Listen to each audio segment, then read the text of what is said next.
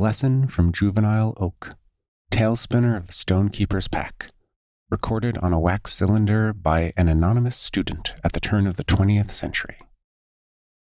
Back before the time of man, back before the first fool reached out with two hands and laid stone on stone on stone, back before your ancestors stole the secret of fire from the thunderheads and the ways of writing from the Kashbalim, the tense truce between the elements that we enjoy today had not yet been made, so that one would sweep across the face of Gaia until it was displaced, eventually, by another. Fire moved first, as it always does. Flood was last.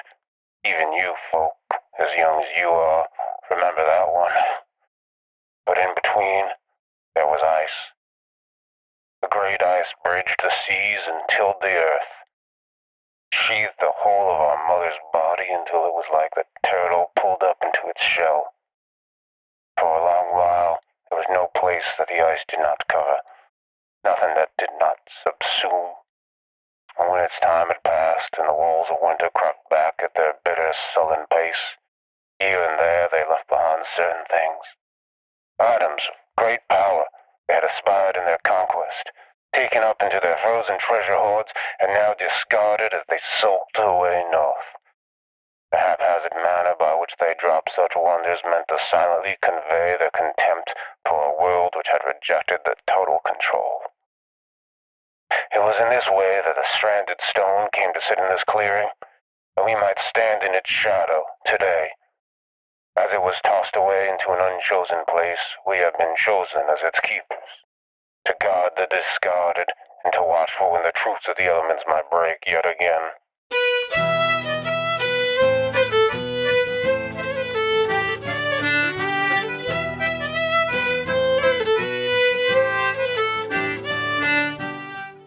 In the decades and centuries since its great tragedy, the city of Salem, Massachusetts has become a sanctuary for the strange, the unusual, and yes, the supernatural. Werewolves, vampires, fairies, mages, and other more esoteric things now walk the streets in relative safety. And when the mortal population gets too curious, they do what any community would do. They form a committee. Welcome to The Chimera, a role-playing adventure podcast. Our campaign this season is called Gallows Hill, and it takes place in our version of the World of Darkness, the setting that encompasses Vampire the Masquerade and all its sibling products. I'm Vin LeBate, and I play 8-Ball, a vampire with mental health issues and an assortment of fake IDs, and joining me this season are... I'm Braden Lamb, and I play Mew, a mummy cat who's into urban planning and sacred geometry. I'm Jeffrey Bard, and I play Jack Foxglove, a werewolf shaman who coaches the Salem High School football team, the Salem High Witches. I'm Ethan Bremner, and I play Mother McCree, an immortal Irish witch and American Civil War veteran. I'm Kacey Smith, and I play Truly Reynard, an animalistic fairy running from her past, sometimes literally. And I'm Kelly Weissman Asbruce Jackson, the storyteller. Now, let's get started.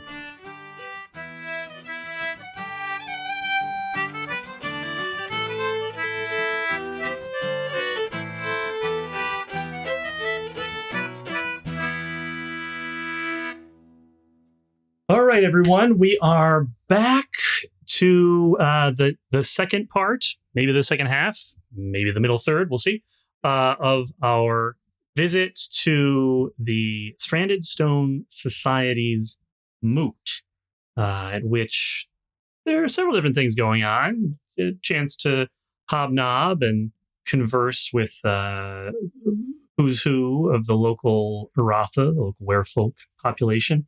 But there are several people that I think you specifically wanted to check in with at this event, and at least one of those has already been checked off because there was a conversation with Cillian Razorfin, who sort of is a local, a Salemite, but also sort of advocates for a closer relationship with Guamexpand, which is one of the adjacent Aratha sworn societies, covers coastal New England and the maritime provinces above Salem. But there's at least two more people I know you specifically wanted to talk with, maybe more. Those being Thomas Woodbridge, who's another Salemite and kind of advocates for the competing Aratha interest that's immediately adjacent to Salem, the Black Bear Brotherhood. And there's a visitor here who's sort of the official emissary from the Loyal Confraternity of Isles and Shores, which again is most of sort of the less populous western section of Long Island and parts of coastal Connecticut, almost all of, well, parts of coastal Rhode Island and the Cape and Islands of Massachusetts, that zone, kind of upper crust werefolk. That's Wade Buskirk is also here. So there are other people you might want to talk to, and other things you might want to do, but I know that those were two people that you specifically said you wanted to talk with. So I think it's back to being your game here. Who has something they want to do? So I was I had a whole plan at the end of the last game. Don't remember any of it anymore. I need to get in the habit of putting notes down at the end of the end of an episode and be like, okay, these are the things I'm thinking about right now. I do know that I wanted to talk to Wade and then kind of use him. Of course, try to get him to, and he's Loyal Fraternity of Island Shore. Yep. And he is they are a kind of wannabes or not? No, I think, how would I describe this grouping?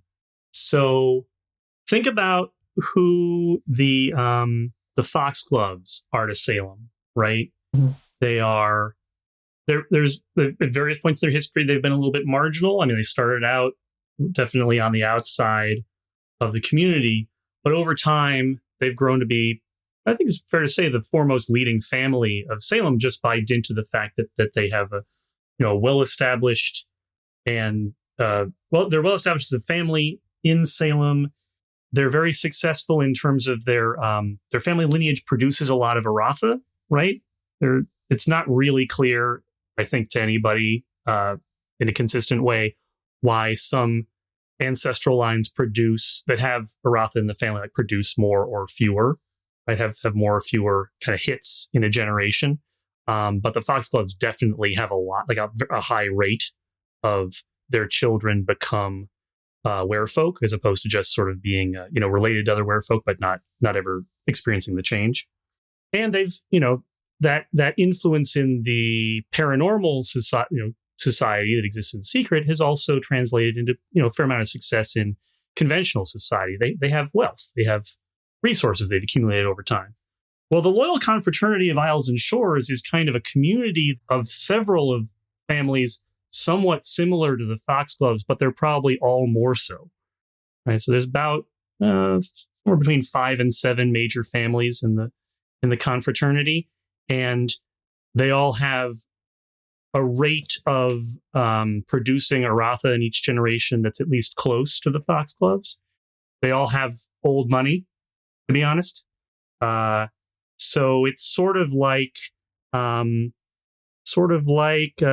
of rural gentry of changing folk, is what you're looking at here. Whereas a lot of the other sworn societies tend to be a little bit more blue collar in their character. This is definitely a white collar grouping. Yeah, the group I was thinking of, I think, was the Lake Dwellers. Yes, the Lake Dwellers they're Salemites, and they're led by Thomas Woodbridge. So their leader is the guy who sort of advocates for the Black Bear Brotherhood.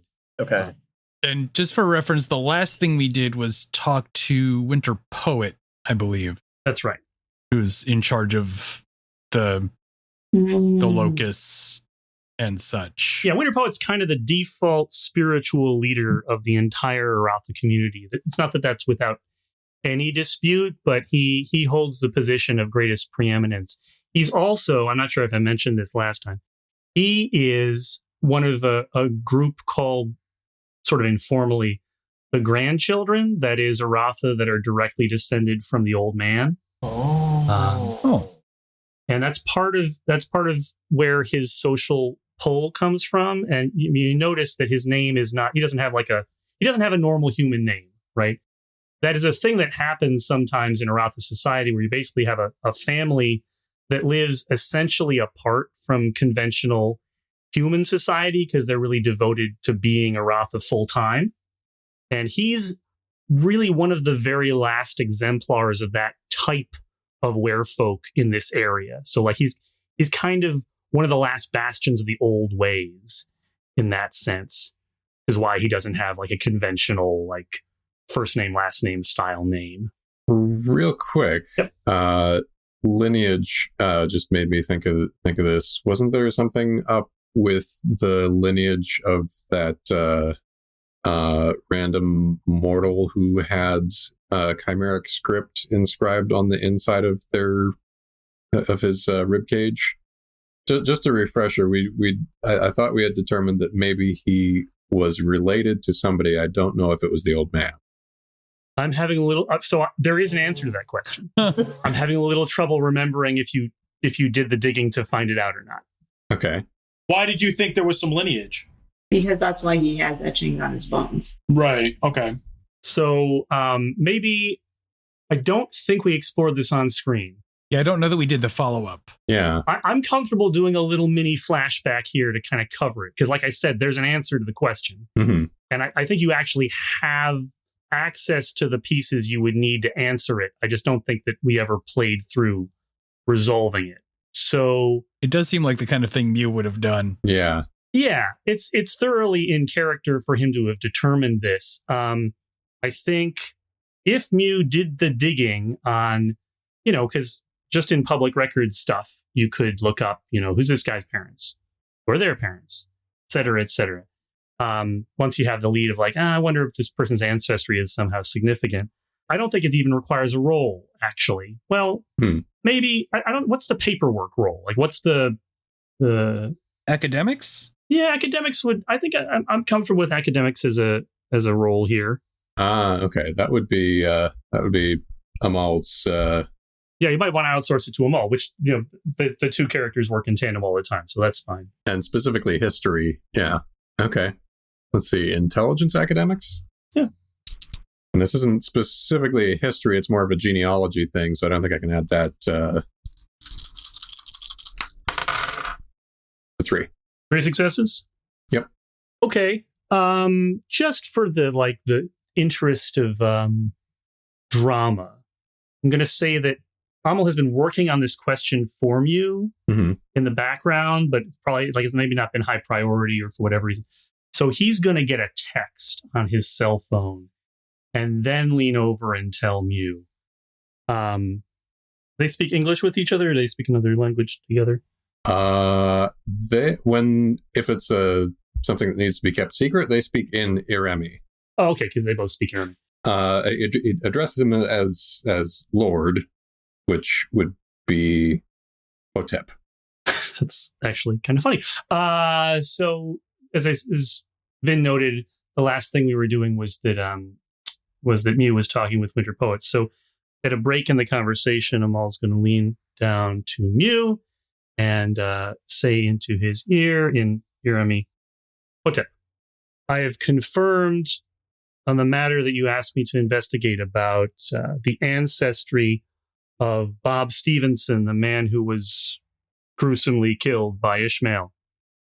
His great-grandmother's name was Hester Nesbit.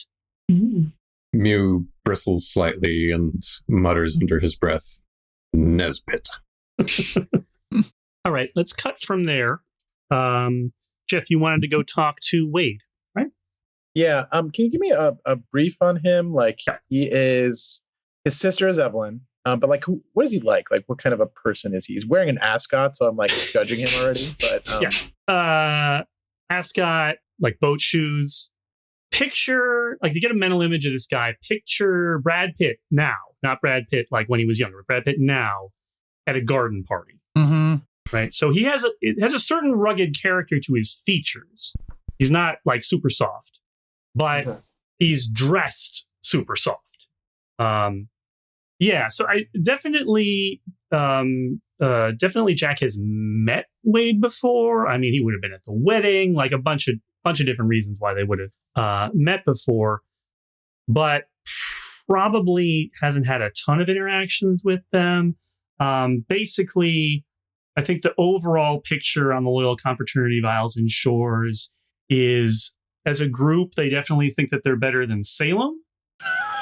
And it's maybe up in the air as to whether they think that like the Foxgloves are sort of on their level and kind of slumming it by being a part of the larger Salem community, or if it's like the Foxgloves are like one notch down because of their association with Salem, right? Like it's okay. Very what comparison to make? I don't know. Do you know anything about the difference between the Hyde Park and the Oyster Bay Roosevelts? Because it's probably pretty similar to that. People who recognize, at least on the Isles and Shores branch, recognize a certain commonality of like class and peerage, but also secretly think that, not so secretly think that their particular branch is better. Right. It makes sense. But, again, his sister is married into the community here, right? So I think it's a complex web of like looking eye to eye and looking down, maybe shifting that even, from moment to moment within a conversation. Okay. So Coach is going to recruit Mew and Amal into this conversation. Mew, I'm a little bit rough around the edges. Make sure I don't do anything dumb in this conversation. Just feel free to like pop in when I start doing my coach thing. You know what I mean? These guys are pretty slick. We're going to talk to this fella named Wade Buskirk, and he's one of those. He's more like your type, I think, than like my type, and you might have some better success talking to him. But let's just see how it goes, right? Well, I appreciate the vote of confidence on this, Jack.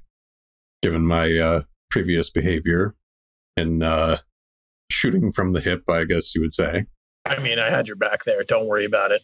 And I appreciate that as well. Let's have a chat. Okay.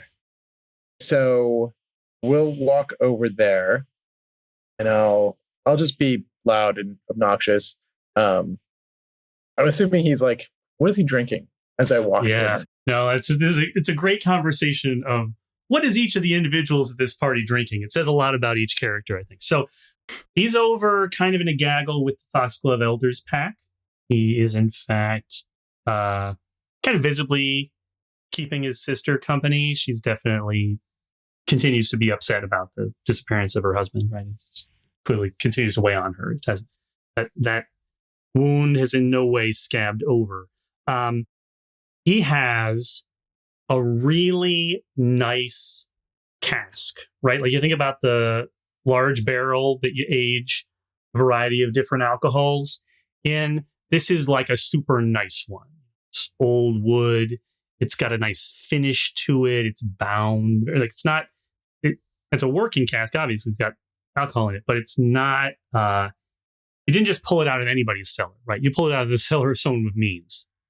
He has a set of, again, nice tankards with them. Not like super elaborate, but just, very nice, well-made, well-maintained.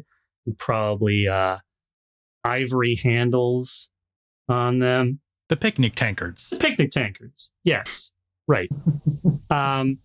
He's drinking. He's been pouring drinks to other people. And, I don't even have... It's not a matter of guesswork because of Jack's incredible sense of smell, right? He knows what he's drinking before he even looks in the tankard. It's a very, very fancy mead. Like it's mead, right? But this is like the Rolls Royce of mead, right? Which I think kind of encapsulates the overall aesthetic of the Confraternity of Isles and Shores. They're Aratha, right? But they're really fancy about it. I gotcha. Okay, so Jack's not going to interrupt anything going on between him and Evelyn, right? Like he's he'll find a time when he's kind of disengaged kind of from the conversation that's going on around him. And then Coach will just pat him on the back really hard and go like, "Hey, Wade, how's it going? Been a while." Yeah, that's not hard to find. It's going to be hard enough to make him spill a little bit of mead.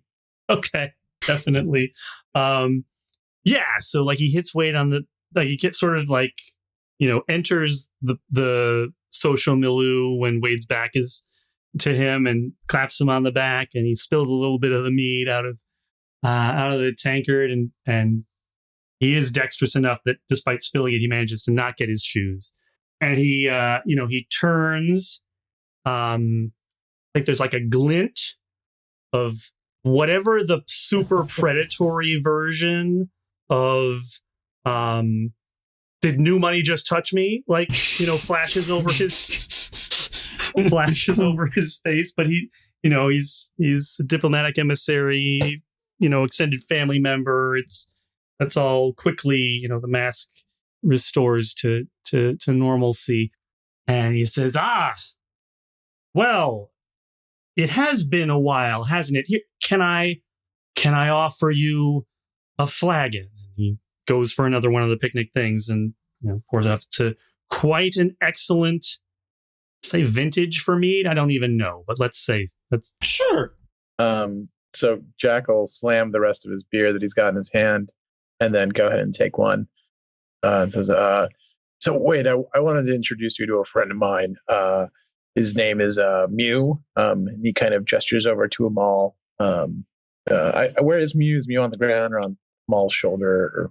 I think in this instance, Amal is carrying a purple velvet pillow that Mew is perched on, just upright at attention. A good friend of mine named Mew. He's one of the mayors here. I figured that you guys would get along kind of fabulously, and we've got some important things, mayor things to talk about.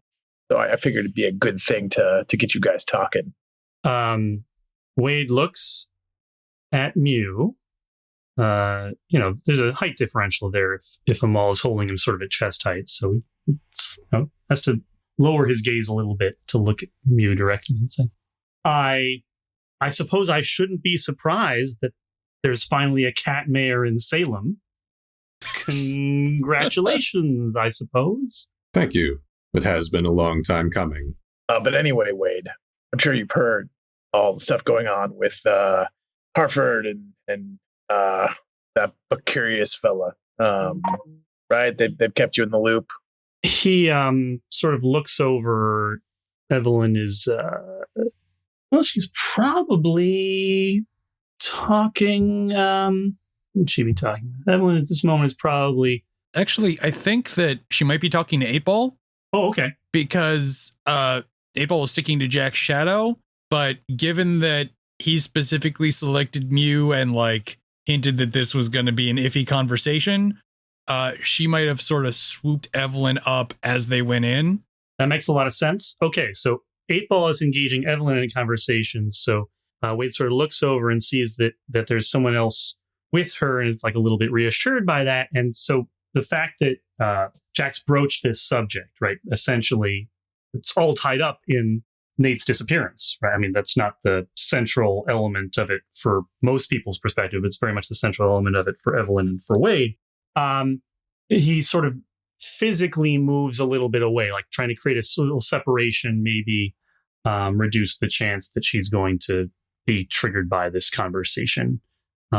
Just have it be a little bit separate from her. So do you want to go first or second here, Ben? I'll go second. Okay. So proceed, Jeff. So what we're looking for is some assurance from the loyal fraternity that, when it comes down to it, and then when Becurious makes his move, which he's definitely going to, that you guys have our back, right? Let me look at their territory. They're Long Island? Yep, most of all. Long Island, Southern Connecticut, Rhode Island, and Massachusetts. Okay. Yeah, so they have a border with Becurious's current territory. Depends which way, if you consider which way the winds blow. Yeah, if you consider anybody adjacent to him to have a concern, then they have a concern, but they're not between. Right. Unlike, say, the Planet of Worms and the Guardianship of the Quabid Horror, they're not between Bacurious and Salem. Right. So in any case, like I know you guys are, you're a little bit out of the confrontation thing. You're not quite like the Black Bear group. You kind of keep to your own, right? But we could really appreciate it if you guys would have our backs on that sort of thing. But Curious could turn his eye on you any second. We could have your back because obviously you need it, right? He bristles just a little bit at the beginning of that statement, but waits for Jack sort of to finish speaking and says, "We of the Isles and Shores can war with the best of them. If there is violence to be done, we're prepared to hold our own. But this is more than just a civic matter, respecting that you're both, in some sense, temporary mayors now. Jack, this is a matter of family right now. You understand that, don't you?" Well, Evelyn's certainly one of our own. And I don't know how far that blood goes, right? And so it would be nice to make sure that when it comes down to it, we know where the lines are, right? I don't know you well, Wade, like just to be honest, right? We haven't had a lot of interaction. And we need that assurance, right? I understand and I appreciate you saying family means a lot to me. Foxgloves are everything to me. And if it goes both ways, then maybe this is where, we shake hands. Well, I can speak certainly for the Buskirks. Don't speak necessarily for all 7 families, but tell me this. Can you provide assurance, maybe some sort of confirmation that this leech Bacurious is responsible for whatever may, or we pray may not have happened to your uncle? It's a rather tall order, says Mew. Surely you value the word of a fellow Uratha over such trifles as blood spatter patterns and Proof. and proof. I'm not sure if the word has reached you of the abominations Bacurious has been creating.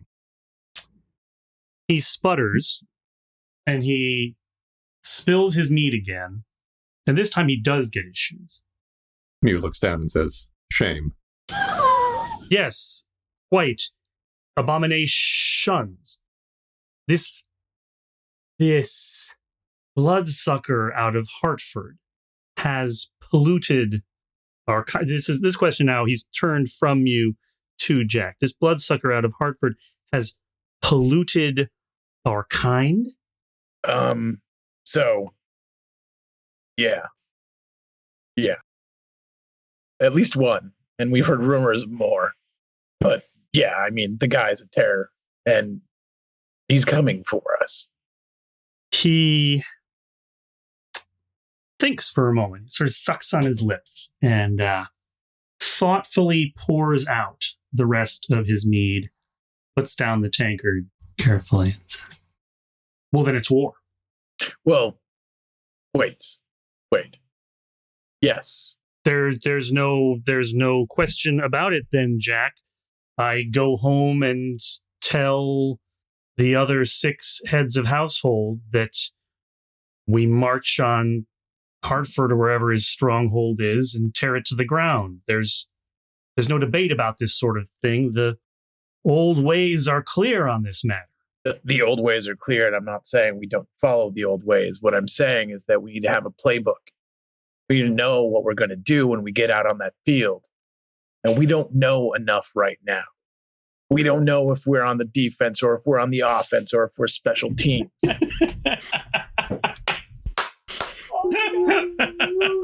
Yes, please, more of that. All right. he's infinitely lost at your sports. Right. It just sails over his head. Turns out werewolf aristocrats aren't really up on football. Right, I think you might have been to the Yale-Harvard game once, but that's about Do you have a crew metaphor? Or polo. Or yachting. It is true. It's true that it would be good to know our enemy well. I mean, just look at it this way. We've heard how there is one or maybe more abominations. Each one of those is probably a scary thing for a pack to deal with. We need to know how many. We need to know exactly what Precurious can bring to bear. And then, once we know that, then we point this tip of the spear at his heart.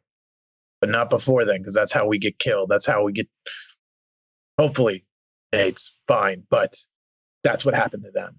And we can't afford those kinds of losses. He can always just create more of those bloodsuckers, but we can't. So we need to be careful. We need to be smart. We need to be wise about this. He nods. You speak the truth. Your aunt must not know about this. She would have...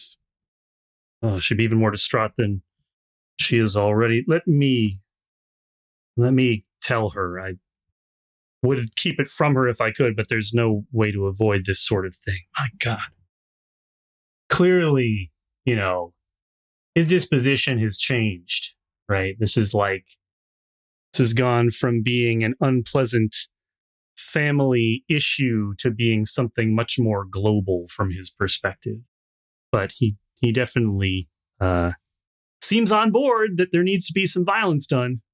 We have been in communication with a number of other governments in the area, and they are also in agreement that action must be taken. And for this reason, we would like to remain in communication so that we may form the best plan of attack. Yes, I agree. Some sort of more active alliance than we have had in years past would be wise at this time. If he's mad enough to do this, none of our realms are guaranteed to be safe. I will consult with the other 6 and hope to bring an offer of formal... I don't know what the word would be, because I don't actually speak the first tongue, but there's got to be a word for a pack made out of other packs. A pack of packs? Yeah. I think there's a reference to that somewhere in the book, but... rather than worry about looking it up, that's the term that he uses, right? That there would be sort of some sort of a intentional joining of forces, which he cannot just say by fiat. There's no one person in charge of his group like that, but he's one of the people who would have a strong voice in arguing for it with the other leaders of the Isles and Shores. Just keep a tight rein on anybody you're talking to, right? Be careful. You don't want anybody to go off half-cocked and just, I don't know, give Precurious another body. He sneers at the mental image that is conjuring for him of one of his own people being twisted into, again, can't stress enough the degree to which this is unacceptable in Aratha society. Vampire, who is also a changing folk, is deeply cosmologically wrong. Nods and says, "We will wait until the time is right. And then we will do what must be done." And then we will do what must be done. And Jack gives him a real hearty handshake after that. All right. He's got a good firm handshake. This is an area where I think it doesn't resolve all the differences, but the distinctions between type kind of fade away here. It's okay, to some degree, this is about more than your group, my group. This is kind of about the nature of our subspecies, right? Mm-hmm. That's the level at which certainly Wade sees it, I think. So, all right. I think that's resolved. Let's look at 8 Ball. So Evelyn, I'm sure I've met Evelyn before. She's a clerk of the court. She's the clerk of the treasury. She's the clerk of the treasury. Yeah. There are two clerks, the clerk of the court and the clerk of the treasury. So she is literally in charge of the money. Yeah. Oh, we've definitely met before because she interacts with a lot of different people's paperwork. Mm-hmm. So she's probably, had to go in and be like, yes, this person is this person. This person is that person. I got this guy a social security number. Here it is. Yeah. I think they probably know each other pretty well for that reason. Evelyn is she's an effective clerk. I mean, she does her job well and very honest, scrupulously so, in a way that a lot of people who have all the leadership positions in Salem are fundamentally volunteer. And this is someone who's like a volunteer whose whole thing is dealing with money in the very, very informal system of Salem, anyways, right? Like there's no direct taxation. So a lot of, almost all the actual funds that belong to the civic government are sort of raised by voluntary kind of like gifts and informal horse trading. And like a lot of, it's very loose, right? And it's sort of her job to make it make sense and be sort of accountable and responsible in an environment where the whole system is so informal that, like, basically if you're not super trustworthy, it would instantly fall apart. Mm-hmm. Right. So that's sort of the person who Evelyn is. She's a middle-aged white woman with long blonde hair. And I think probably she and 8-Ball like each other, I would expect. I think so. She's, definitely make sure that if the city has a debt, it gets paid. That is very important in her functionality. And she is, frankly, like just barely holding it together. Yeah. Also, being able to think of her as a boring person is very helpful to 8-Ball in this context where everything is setting off like predator instincts. So like there is another person here aside from Jack that she can talk to and feel vaguely comfortable around.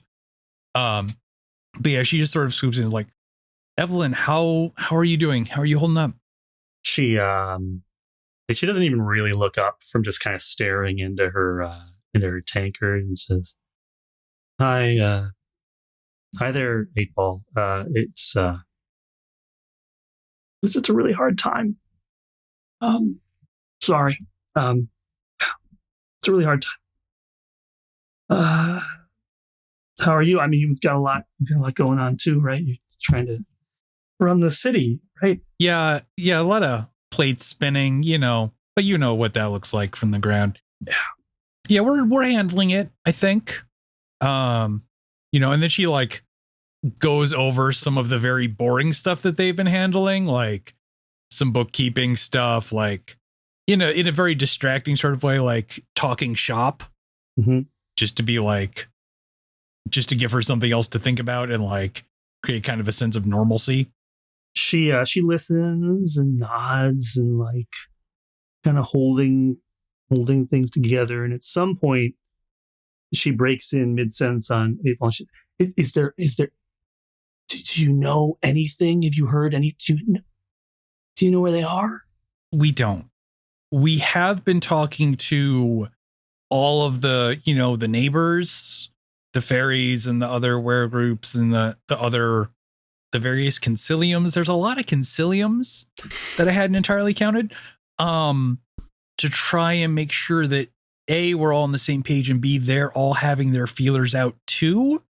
So we're hoping that like we're trying to put out as many different ways for us to get news as we can. We're probably going to talk to the shepherds pretty soon about like actively making some explorational forays. But again, it's very touchy because there's a lot of, we don't entirely know what we're walking into yet. She, she like sort of not literally, but figuratively grasps that idea that the shepherds are going to be doing something more active and says, yes, why aren't we doing that already? I'm sure Gwendolyn would sign off on anything. He's her brother. Oh, absolutely. We're just, again, a lot of plates in the air. So we wanted to make sure, like, we wanted to see what all the other neighbors knew just to make sure that they didn't know anything that would prevent us from walking into another larger problem immediately right off the bat. She nods again and says, "All right, but you've got what you need now, right? Like we can. Have we even sent out a search party? It's been gone for so long." Yeah, I mean, McCree has done a little foraying of her own. Hasn't nailed down anything specific, but has helped us again get some more footing to help bring everyone in. I think as of tonight, we'll have talked, and she just sort of gestures to all of the relevant bordering areas to make sure that they're all keeping an eye on things. Yeah. I mean, is there anything, I mean, were you aware of like any of their plans going in? I just knew that there was a meeting, that it was agreed that the last several mayors needed to go respond to the danger from Bacurius, and that because Fenton couldn't leave, he can't leave dimensions of the city, Nathan would go in his place. He said it wouldn't be undangerous. I mean, we told each other the truth about these things, but he said he would be back within a day or two at the latest. There is no way that he wouldn't be back by now if he could be. 8-Ball nods. The thing about Fenton, is that a thing that we know? Is that just like a legal thing, or it's a legal thing? Yeah. Okay, yeah. That's just because of his position, he can't go anywhere. Yeah. Okay. Whether or not you know it is open-ended, but it's like in the town constitution. It's not a big secret. It's not immediately like a what the fuck? It's not like a curse. Yeah. A curse or related to his special condition that we know about but aren't going to talk about. It's not impossible if there's a magical component to it, but it is just an above board legal thing. Not related to the fact that he is Chimera. Yeah. Do we know where they were supposed to meet? Like just some of the simple logistics of the meeting? I believe, if I remember correctly, they were sent to the usual place or the appointed place. I think that's the euphemism that was used. Yeah. And so the answer is no, because I don't think that the party has any unless if you can come up with a creative way to figure out where that place was, I am super open to it, but it's not appointed evidence. Actually, because her name was mentioned and because she's just kind of listening, Mother McCree will appear out of nowhere, either by magical or the fact that no one was paying attention to her. Yeah, just in a direction no one was looking. When she says that they were to meet, Mother McCree will appear and then be like, "Child, do you know where they were supposed to meet?" You know Mother McCree, of course. She sort of nods, waves, like definitely doesn't know how to properly greet Mother McCree, especially under the circumstances. Like, hey, we've been like it's like probably the greeting you give the person who like lives on your block and you've both lived there a super long time, but right. You've literally never talked to each other before. Like it's probably something like that. And that's how Mother McCree likes. Yeah, right. He didn't say directly, and I didn't ask, but I mean, well, Fenton should know. 8-Ball just gives Mother McCree a look like, yeah, Fenton should know. Mother McCree walks away without like saying goodbye or anything like that, and is actually we'll hunt down Fenton. Batman's out of there. I mean, Batman does it like out of like guile. Mm-hmm. She does it out of sheer rudeness. Rudeness is like 90% of her power set. Yeah, but she'll actually be hunting down Fenton, who should be here, right? Oh, absolutely. Yeah. He's probably not that far away either, because it's sort of, again, these overlapping, intersecting clusters, but they're, he's part of the same cluster. So yeah. So when she goes off, I think 8-Ball just sort of like goes back into trying to be comforting and helpful mode. Okay. That's happening. I just want to check in with you, Kacey, and see if you have anything that you want to specifically establish that truly is. And we talked before last game about how this is maybe not the number one environment for not her. Somebody who is like concerned about hunting. Yeah, not her favorite thing that they've had to do. There is their mayoral status. I think if it's all right, I think Amal will be checking in with her from time to time. He doesn't. I'm sure she hasn't confided much of anything in Amal, but they know each other and they're friendly, so he knows that when her hackles are up. I guess they're not her hackles, but when she's uncomfortable. Yeah, no, she sort of has hackles if you look at her right.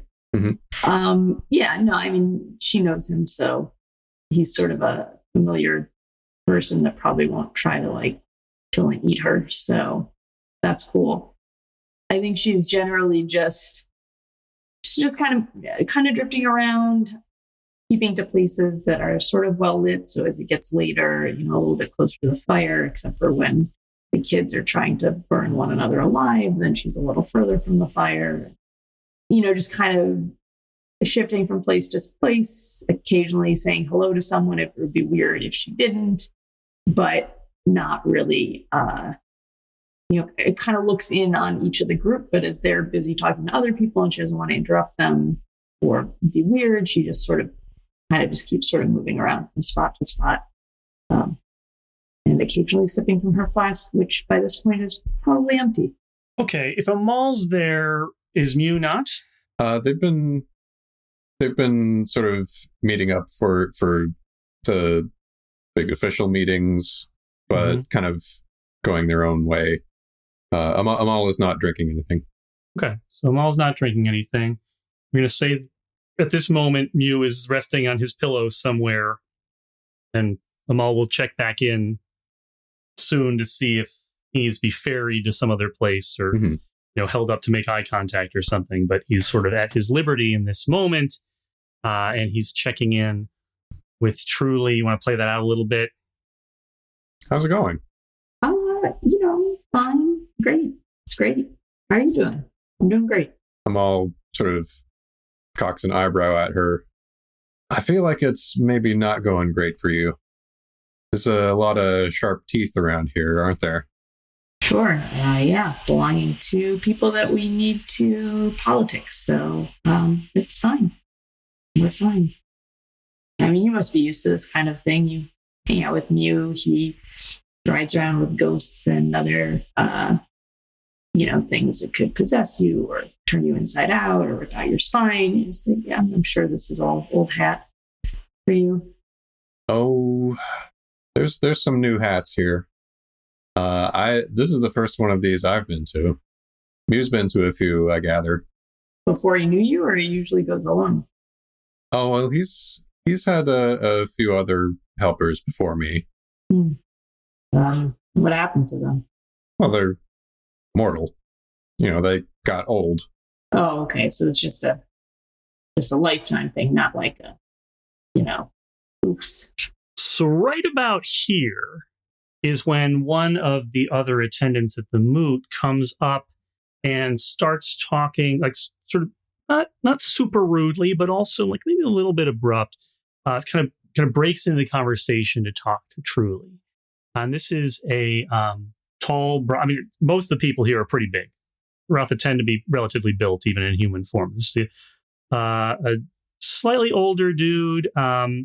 He will be played by Joe Manganiello in about 15 years. That's helpful for you. So dark hair, it's going salt and pepper, full beard, built dude. He's wearing bootcut jeans and work boots and a red and black flannel that's unbuttoned, maybe like one button more than it has to be.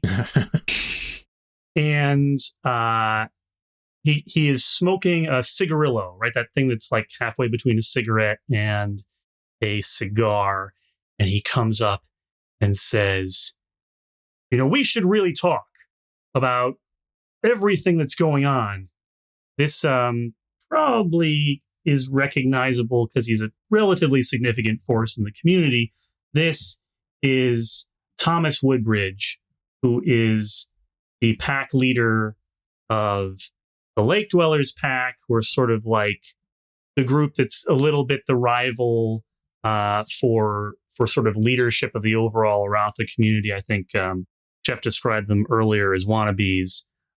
He's also one of the few people who holds the distinction of being both a pack leader and he's also a legate. So that means that he's sort of has some responsibility and authority for the far western end of Salem's environs. Frankly, it's probably the single least interesting geographic area that Salem controls, but it's kind of nominally in charge of it. So he has sort of like, it's a local civic office. So just from that, truly probably would have seen his face before, but he kind of comes up and like launches right into it. He doesn't really do an introduction or engage in a lot of pleasantry, but he's like, we really need to talk about everything that's going on. I think now more than ever, this danger from the south tells us that we need to be in a closer alliance with the Black Bears. This is not, it's in a time for this silly factionalism that this community is held to for too long. It only makes sense. We have a deep, long-standing connection to that sept, and we should formalize that. We should really make sure to lock that down because there's some bad times coming, and he's just kind of going, right? He's just kind of going. You raised some very good points. I think we'll really take that under consideration. Look into some action. He looks at, he's been talking really directly to Truly, but he looks over at Amal and says, "Oh, that would be great. Please, tell your master that is what he should do." And the whole kind of joint mayor thing that we have going on right now, I think it's really important that we act in concert here because it's a dangerous time. We need all the friends we can get. Yep, sure is. For sure, my dude. We've heard news about the former mayor being up to some mischief. Is there anything you've heard? Well, the Black Bears, they lost 2 good packs to this guy. He is not messing around. Clearly, he's bad news, and that's why we should really be working in tandem with them. I was at a meeting up in Burlington last month, last moon. We were talking about what to do. I think that if we officially joined up with them, it would definitely sway the whole council to move to a war footing, get aggressive about this problem because it affects all of us. It's dangerous for everybody. Yeah, I agree. We will definitely discuss with the rest of the mayor and express your concerns and, reach out to, we're planning to reach out to everyone who's been affected by this incursion because I agree, we need a united front. That's really good. I'm really glad to hear it. Makes a pull on his cigarillo. He probably doesn't really stop unless you actively shut down the conversation or actively move away. But yeah, this covers the full range of the information that he is expressing. Right, he feels very emphatically. Right, there should be a closer alliance, maybe even a formal joining up with the Black Bear Brotherhood by Salem as a community. So that's. Can I talk to Fenton? Yes, you can. So Fenton is not quite as overdressed as Wade is, but I do think he has a little bit of a like a modern rich dude's hunting outfit going on. Like he probably has a LL Bean fleece and like, good outdoors boots, but fancier than like conventional work boots, that kind of look going on. And he's probably drinking some of the same mead that Wade brought because his brother-in-law brought it. So is he on his own or is he? I'm gonna say he's probably just finishing up a conversation with a member of Coach's Pack. His son is a member of Coach's Pack, so Oswald. He was probably just like talking with his son. There's a little bit of tension there, a little bit of distance, but like it's not especially cold. When Mother McCree, I assume, is equally, abrupt in her arrival. Yeah. No, it's perfect that he's leaving a conversation, so he's unengaged, so she doesn't have to be, not that she has any problems with it, but she doesn't have to be rude to two people at once.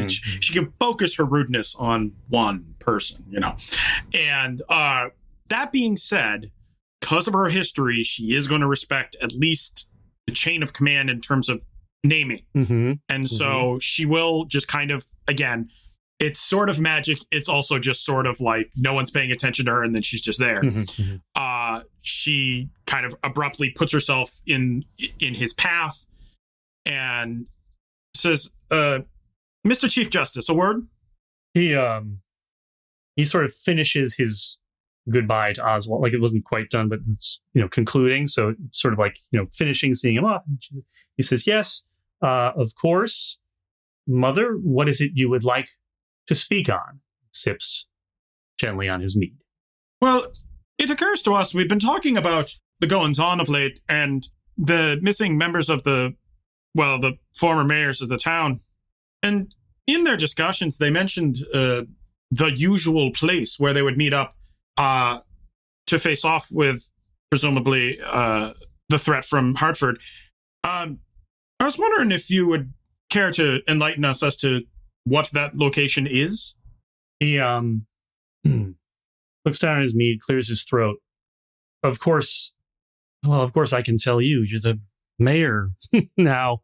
I would be concerned that it should stay within that circle if possible, but there was a meeting place that was designated.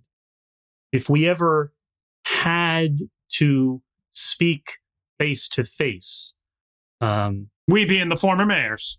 We, the former mayors, yes, with Mr. Chamberlain. If there was an occasion where we had to meet with him. She grits immediately. She tenses up when he says that. He clearly he registers her body language, but he doesn't directly respond to it. I never had to use it. I don't know that anyone ever had to use it.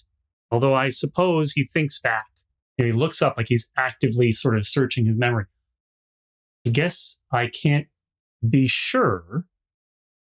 But in any event, when I took office, I was told by Espinosa, of course, he sort of half laughs in this very like pained, gallows kind of way. Of course, my predecessor wasn't in any position to pass on useful information, but Mayor Espinosa told me when I took office, if there was ever an occasion where I had to meet with Mr. Chamberlain directly, there was a particular place in North Africa that was set as a neutral location. And this location was set up specifically by Mr. Chamberlain.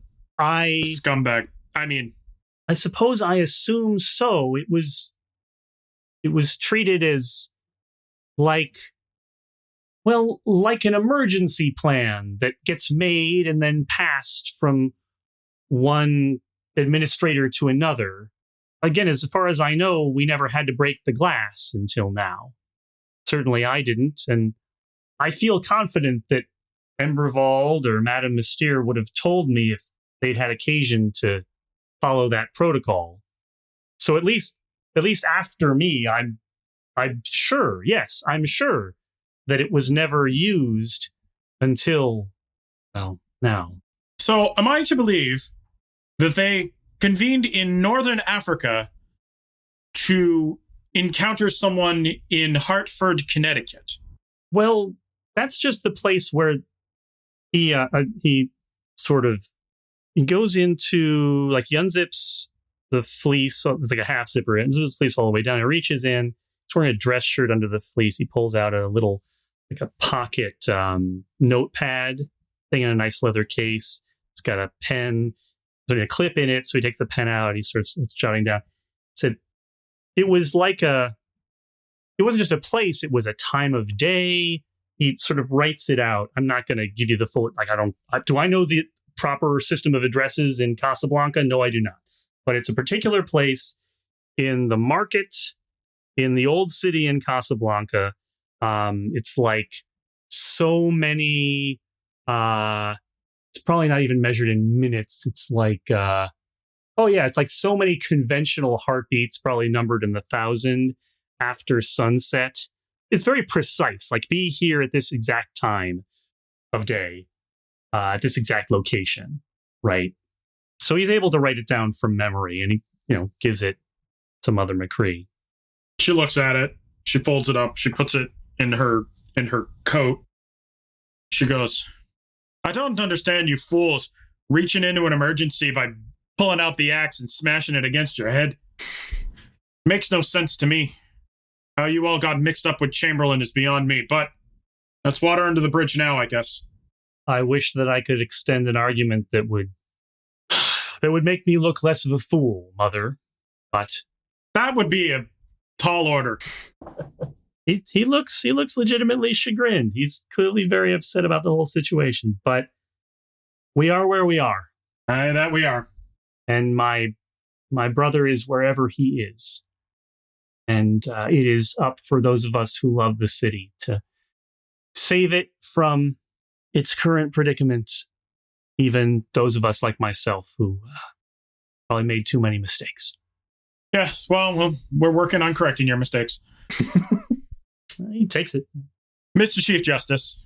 She just like bows briefly and... Okay, anything else that we want, anybody specifically wants to do? I want to do one thing. Once like all the business stuff is sorted. Yep. Winter Poet is by the fire, right? And yes. Jill is with him. Who did I say? I think that's right. Double check. No, it's Cassandra. That's Cassandra. And I believe we've established that Cassandra is the older sister to Miranda. Right. So Coach is just going to find a place kind of close by those two. Mm-hmm. And he'll sit down cross-legged, looking into the fire with Winter Poet. And just kind of like asks him, seen anything out there? Anything coming that we need to be watching out for? By now, Cassandra has probably finished weaving that ivy into Winter Poet's fur. It's a very sort of elaborate design. It's ever so slightly evocative of like the style of renown tattoos that Aratha have, right? It's not that. And it's not a direct simulation of it, but it has somewhat evokes that same sort of, I think you said once before, for a lack of a better word, tribal, right? It has like a sort of a swirling style to it, abstractly. And sort of it has a similar character that she did. So she finishes that up, and she gives Winter Poet a peck on his cheek being very different for someone who's like a werewolf, right? Like it's his whole face is constructed differently than a normal human's is. In sort of the way that one does to like an elderly parent or something. It's kind of that kind of intimate relationship. And she gets up and says, I'll leave you to talk. Good to see you, Jack. And sort of withdraws from the situation. Winter Poet does not look away from the fire. He's continuing to sort of sit there meditatively and says, I see only what an old man sees. I hear only what an old wolf hears. But the spirits tell me that these are dangerous times, perhaps dangerous enough that they are best overseen by younger, just say Aratha there, yeah. He is definitely, good with silence. Mm-hmm. So any gap in conversation is probably, from his perspective, a real gap in conversation. Your choice about whether Jack jumps right in or kind of lets that hang, but Jack lets it hang. He knows of Winter Poet. Kind of looks to him as sort of like a spirit guide almost. The way in which Winter Poet works with the spirits is kind of the way that Coach works with them. Like he's got the foot through the door, and Coach kind of sees a kindred spirit in him, and I think has kind of always looked up to him in a way that no one in his family he's been able to look up to. He kind of, I think, is familiar with the pauses, and I don't think Jack is actually looking to do anything or to seek any specific information, but just wants to kind of be with Winter Poet and kind of try to see what he says. So I think they probably share a companionable silence then for a while. And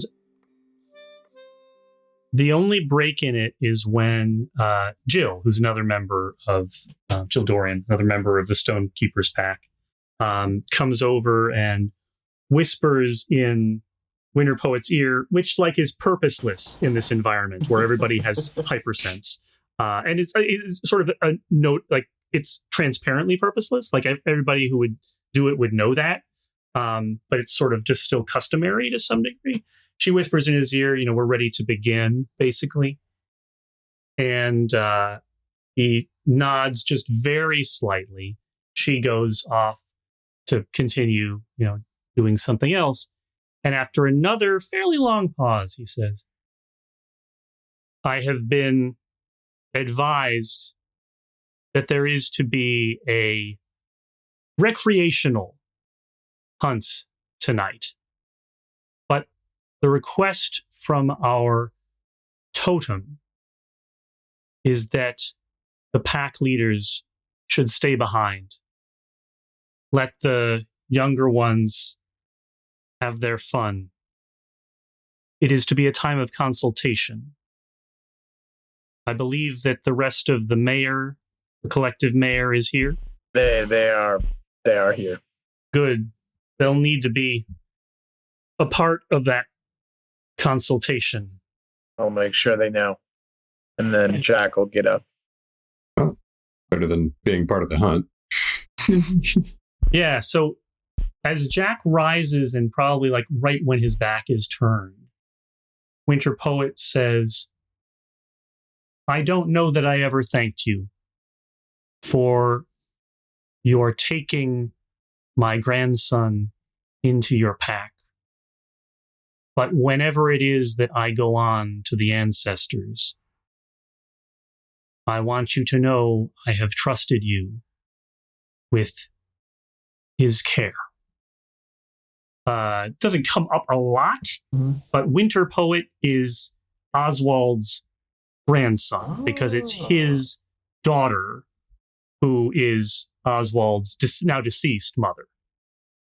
He earned it, Winter Poet. It was him, not me. And then Jack just keeps walking.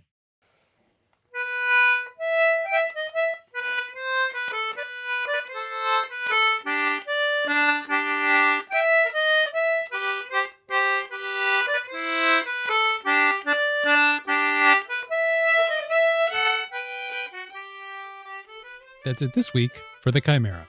Our theme music this season is Down Among the Dead Men, performed by Adrienne Howard, Emily Peterson, and Dirk I. Tiede. For information on other music used in this episode, check the show notes. You can support the Chimera by going to patreon.com/chimerapod. Patrons at any amount get access to behind-the-scenes setting and system info, art polls, and exclusive side games and one-shots.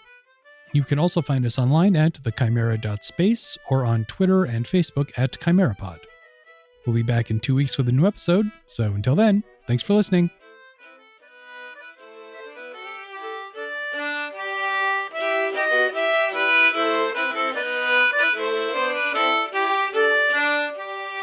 This week's intro was recorded by a friend of the show, Ben Blatberg. You can find Ben on Twitter at InCatastrophe or hosting Dark and Stormy Nights, the podcast that reads the first page and only the first page of every novel ever written. You can also find me on that podcast. Dark and Stormy Nights can be found on Twitter at Dark Knights Reads or at darkknightsreads.com.